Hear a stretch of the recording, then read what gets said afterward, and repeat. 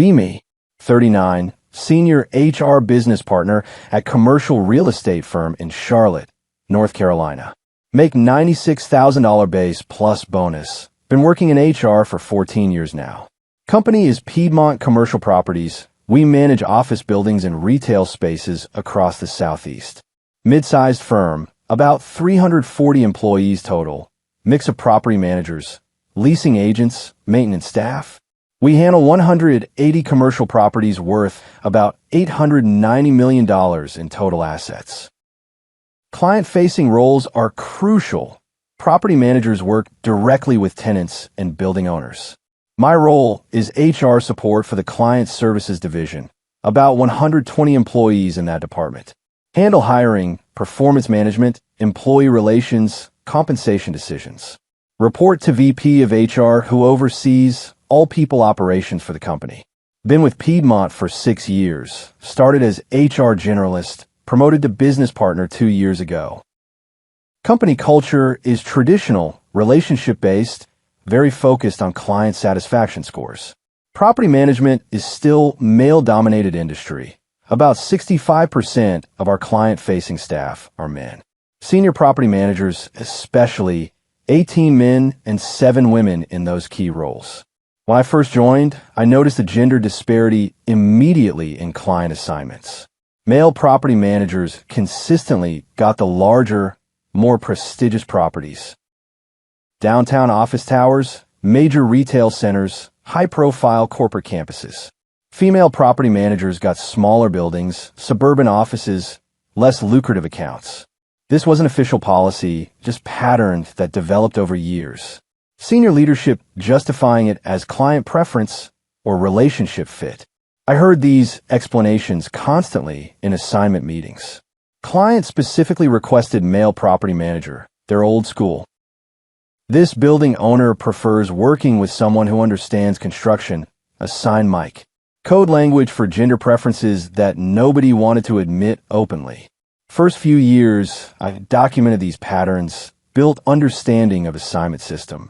Noticed that male property managers' client portfolios averaged $6.2 million in managed assets. Female property managers' portfolios averaged $3.1 million, exactly half the responsibility.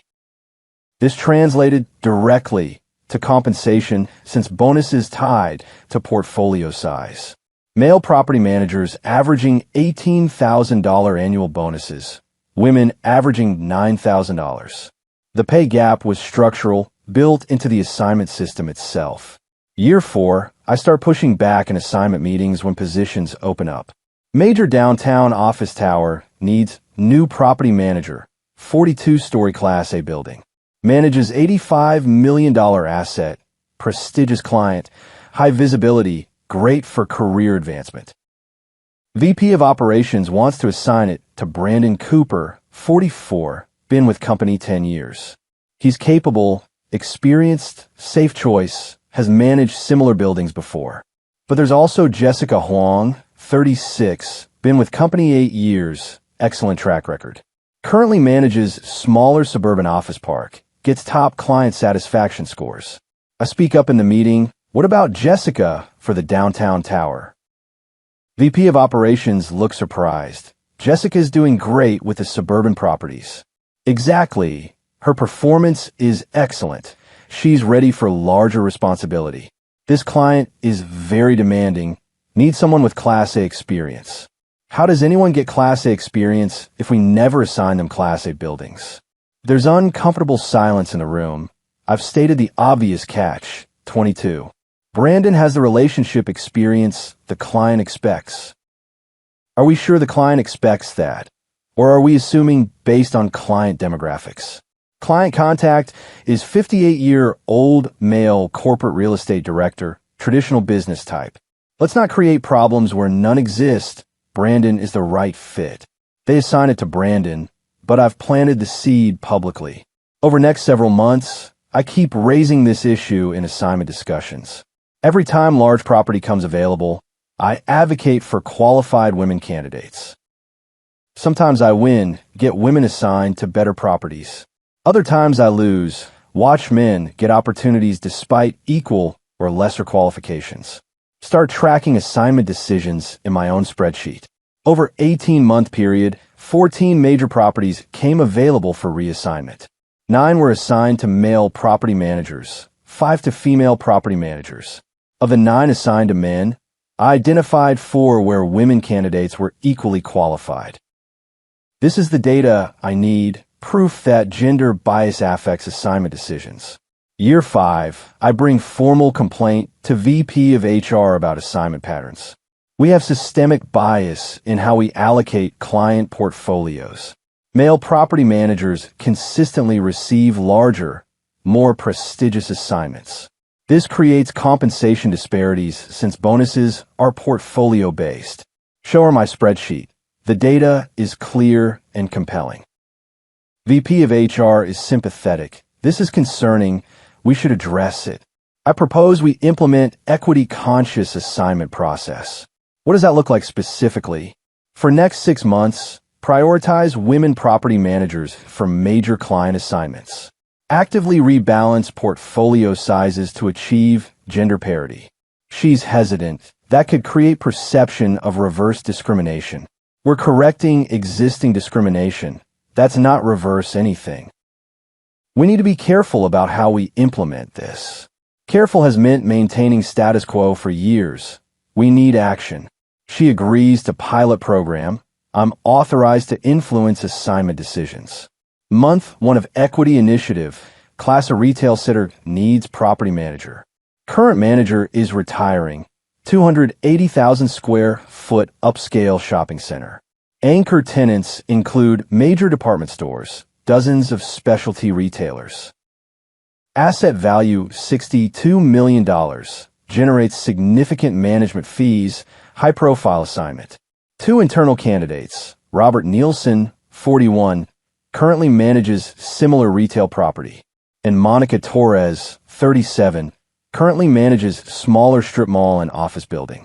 Robert has direct retail experience. Monica's experience is mixed use but smaller scale. Traditionally, Robert would get this assignment without question. I push hard for Monica in the assignment meeting. Monica has consistently exceeded client satisfaction targets. Her properties are always above occupancy projections. She's ready for this level of responsibility. VP of Operations pushes back. Robert has managed retail at this scale before. Monica hasn't managed a property this large or this retail focused.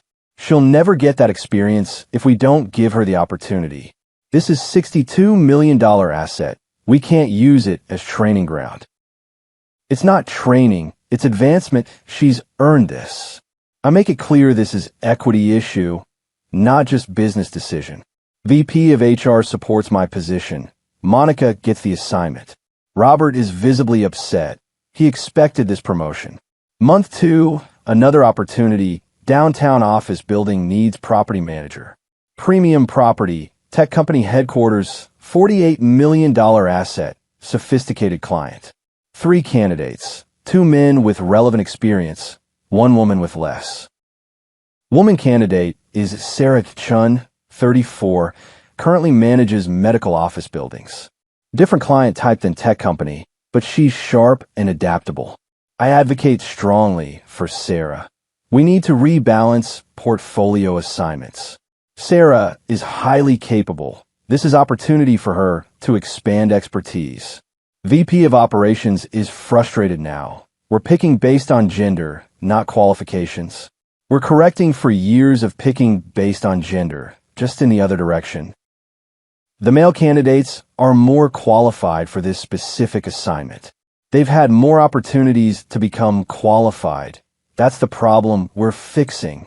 Sarah gets the assignment. One of the passed-over men requests meeting with me. His name is David Foster, 39, been with company 7 years, strong performer. I don't understand why I didn't get the tech building assignment. Sarah is excellent property manager. She'll do great with that client. But I have direct experience with tech tenants. I manage the research par property. I understand your frustration. These decisions are made considering multiple factors. It feels like I'm being passed over because I'm a man. You've had opportunities in the past that others haven't had. So I'm being punished for past opportunities one didn't control. I end the meeting. Note his resistance to equity initiatives in my records. Month 3. Pattern becomes obvious to male property managers. They're watching women get assignments they would traditionally receive. Some of these women are qualified, some are developmental stretch assignments. But undeniable pattern that gender is primary factor in recent decisions. Group of male property managers starts meeting informally. I hear about it. They're comparing notes on assignments, tracking who gets what, building their own evidence of what they perceive as bias. Month 4, major assignment opportunity, largest in company history.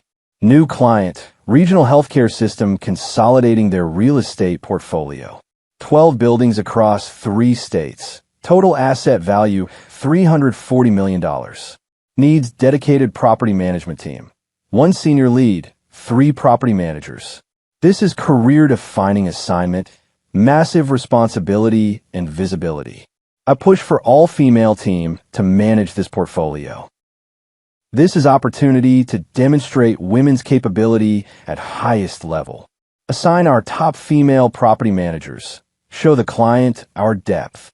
VP of HR supports this. Strong statement about our commitment to diversity.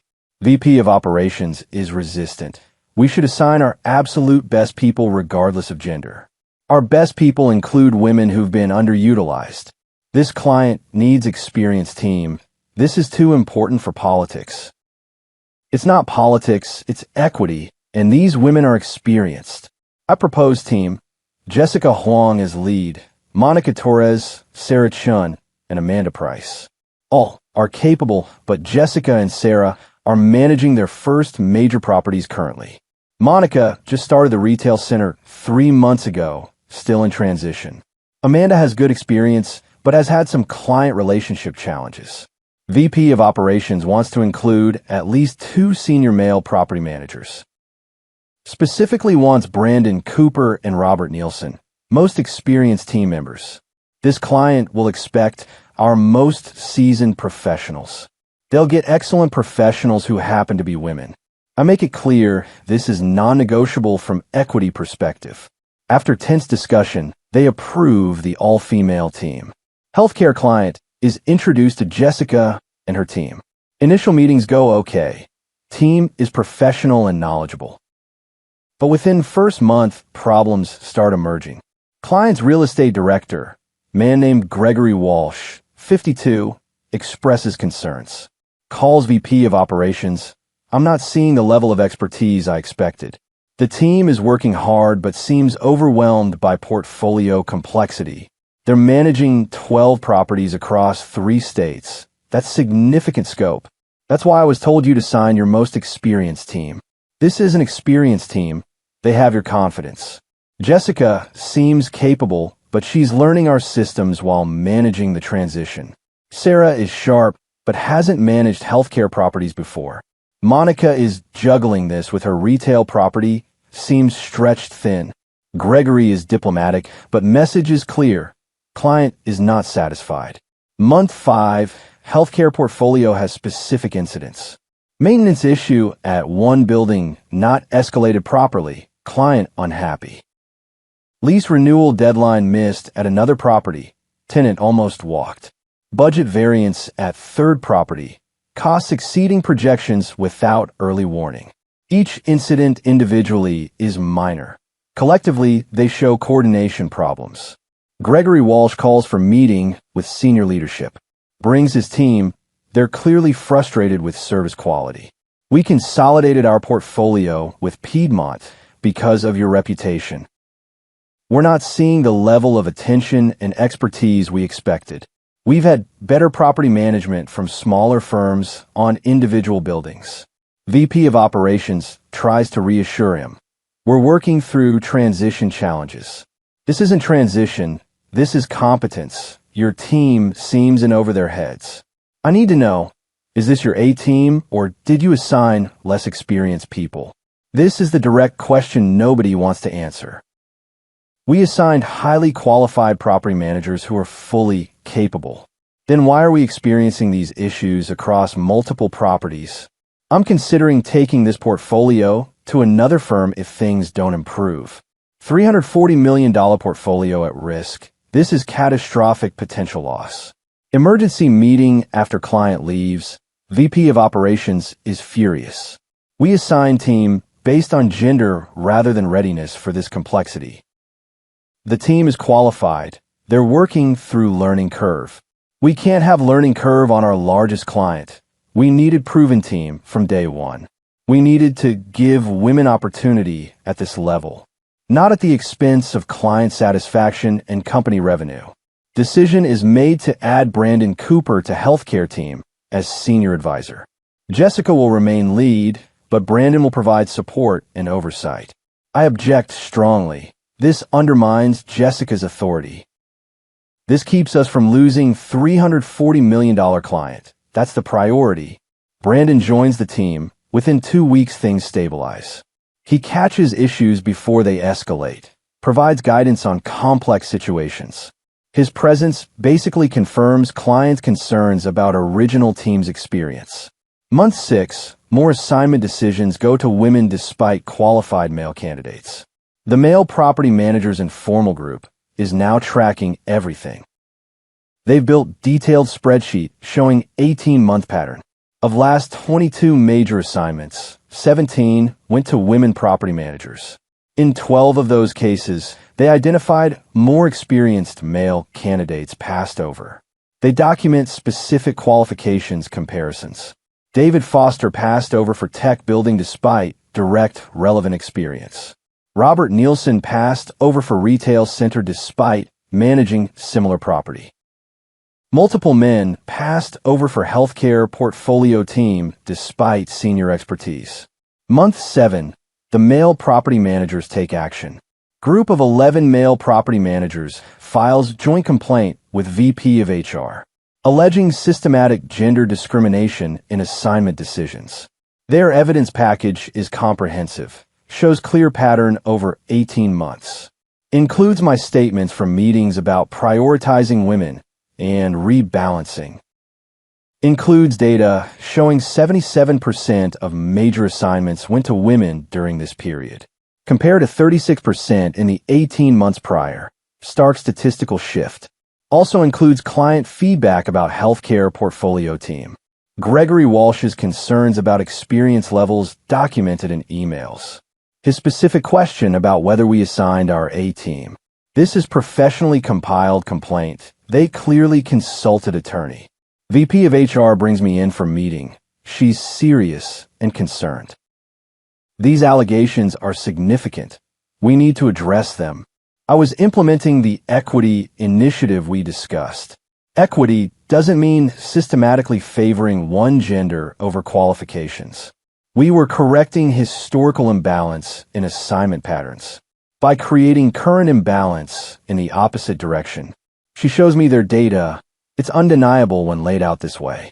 You advocated for women candidates in 17 of 22 assignment decisions. In multiple cases, you explicitly stated gender as factor in your recommendation. I was being transparent about equity considerations. You were creating legal liability by discriminating based on gender. Week later, company brings an outside employment attorney to investigate. Attorney interviews all 11 complainants, reviews assignment records, interviews me, VP of Operations, VP of HR, reviews meeting minutes, pulls client satisfaction data, portfolio performance metrics. His report takes 3 weeks. Findings are damning. Clear pattern of gender-based assignment decisions over 18-month period. Senior HR business partner explicitly advocated for female candidates based on gender.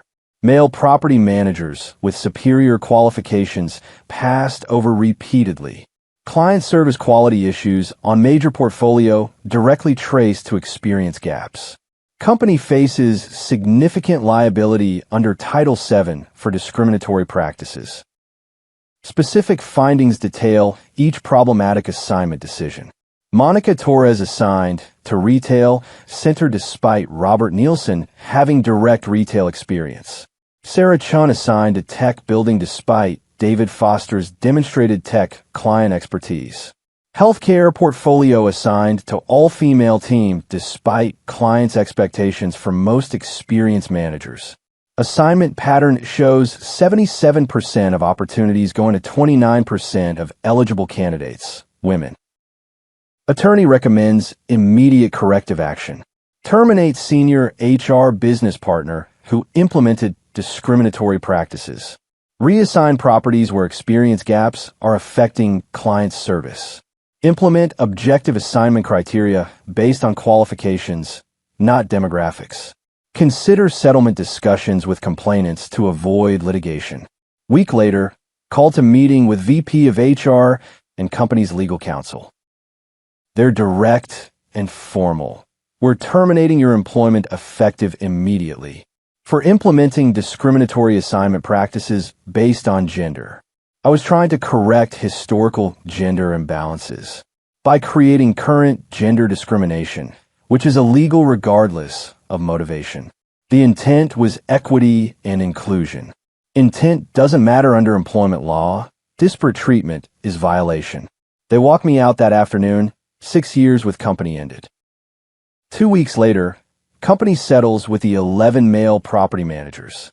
Total settlement, $680,000 distributed among them for lost opportunity and compensation. Additional agreement to reassess current assignments using objective criteria. Healthcare portfolio team is restructured. Brandon Cooper becomes official lead. Jessica Huang remains on team, but in supporting role appropriate to experience. Monica Torres and Sarah Chun moved to other assignments, replaced with senior managers. Client Gregory Walsh is informed of changes, expresses satisfaction. This is the level of expertise we expected from the beginning. 3 months after termination, I'm 40, unemployed, searching for HR roles. But news has spread in Charlotte business community. Commercial real estate is small world. Everyone knows what happened. HR director fired for discriminating against male employees. Cost company $680,000 in settlements, plus major client dissatisfaction. Can't get interviews at any professional services firms. Recruiters are honest with me. Companies are concerned about legal risk. You created discrimination case that cost significant money. That makes you unhireable in HR leadership roles. 6 months unemployed, finally get offer as HR coordinator at small nonprofit. $44,000 salary, entry-level position despite my 14 years experience. From $96,000 senior HR business partner to $44,000 coordinator. From influencing major business decisions to processing benefit enrollments. 1 year after termination, I'm 41, making $44,000 doing administrative HR work. Piedmont Commercial Properties is stable. Assignment system is transparent now. Objective criteria published. Years of experience, property type expertise, client relationship skills. Performance metrics weighted, no subjective fit or development opportunity language. Under new system, assignments are roughly 60% male, 40% female. Reflects the actual composition of qualified property managers at each experience level. Women are advancing, but through demonstrated performance, not preferential assignment. Jessica Huang is doing well on healthcare portfolio in appropriate role. Monica Torres successfully managing the retail center with Brandon's mentorship. Sarah Chun transitioned to different tech, building more suited to her experience level. All three are progressing in their careers through proper development. David Foster got his next major assignment, tech campus that matched his expertise. Robert Nielsen is managing premium retail portfolio, utilizing his retail experience. Brandon Cooper promoted to VP of Property Management, leading whole division. The men I tried to disadvantage are advancing based on their capabilities. 2 years after termination. See article in Commercial Real Estate publication. Piedmont Commercial Properties wins industry award for client satisfaction. Client retention rate is 94%, up from 87% during my equity initiative period. Gregory Walsh from Healthcare Client quoted an article. Piedmont assigned experienced team that understood our complex needs. The difference in service quality has been remarkable. He's talking about the team restructuring after I was fired. After Brandon and senior managers replaced the all-female team I insisted on. Comments from property managers show satisfaction with fair assignment system. One comment from Jessica Huang stands out. I appreciate being assigned to projects that match my current experience level. I'm building skills systematically rather than being thrown into situations I wasn't ready for. She's saying what nobody could say while I was there. I set her up to fail by pushing her into assignment beyond her readiness. 3 years after termination, run into David Foster at industry conference. He's now senior property manager, handling major portfolio, clearly thriving. We make eye contact, it's awkward, haven't spoken since my termination. He approaches, surprisingly cordial. How are you doing? Working in HR at nonprofit, different pace from commercial real estate. That's good. Nonprofit work is meaningful. Uncomfortable pause. Then I say what I should have said 3 years ago. I'm sorry for how I handled the assignment decisions. You passed me over for opportunities I'd earned. I know. I was trying to correct what I saw as historical bias. By creating new bias in the opposite direction, that didn't help anyone. He's not angry, just factual. The women you pushed into assignments before they were ready, did that help them? Jessica struggled on healthcare portfolio until Brandon took over. Monica was overwhelmed managing retail center while learning on the job. Sarah had client issues at tech building because she didn't have the background. He's listing the outcomes I didn't want to acknowledge. You didn't advance women's careers. You set them up for visible failures. Then wondered why clients were unhappy and male managers complained. I thought I was creating opportunities.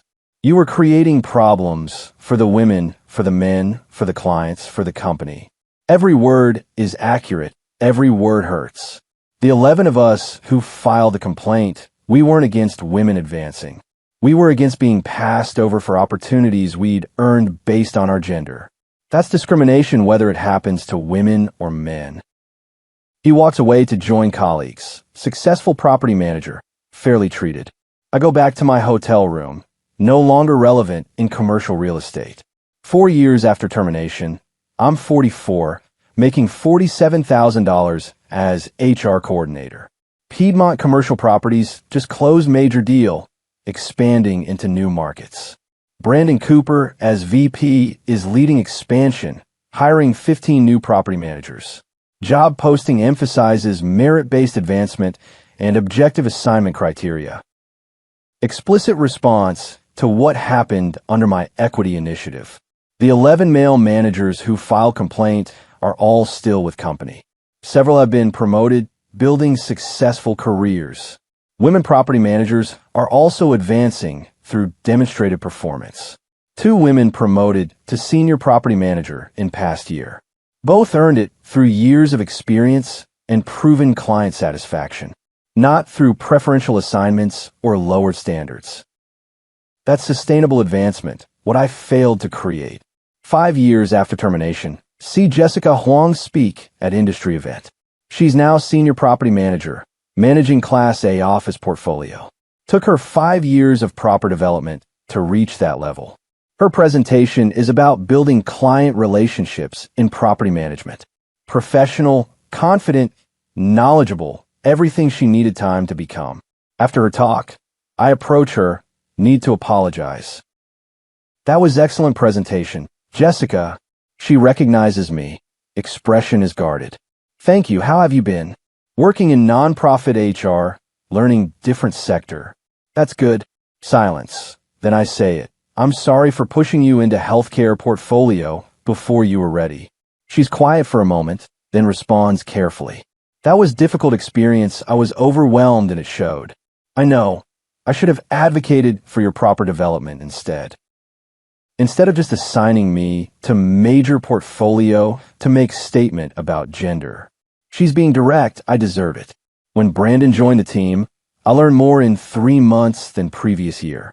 Because he mentored me at appropriate level instead of just expecting me to perform. That's what I should have insured for you. Now I'm senior property manager because I earned it through proper progression, not because someone gave me assignment to fill diversity quota. That's how it should work. She nods. I hope you've learned from this. Walks away to join other industry professionals, successful on her own merits. Now I'm here, 45, making $47,000 as HR coordinator. Former senior HR business partner who lost $49,000 in annual salary. Who cost company $680,000 in discrimination settlements. Who damaged client relationships by prioritizing ideology over service quality. Who set women up to fail by pushing them beyond their readiness, while punishing men for being qualified and experienced, all because I thought equity meant gender-based decisions, rather than fair treatment based on actual qualifications. The male property managers I discriminated against are thriving. The women I overpromoted are succeeding now through proper development.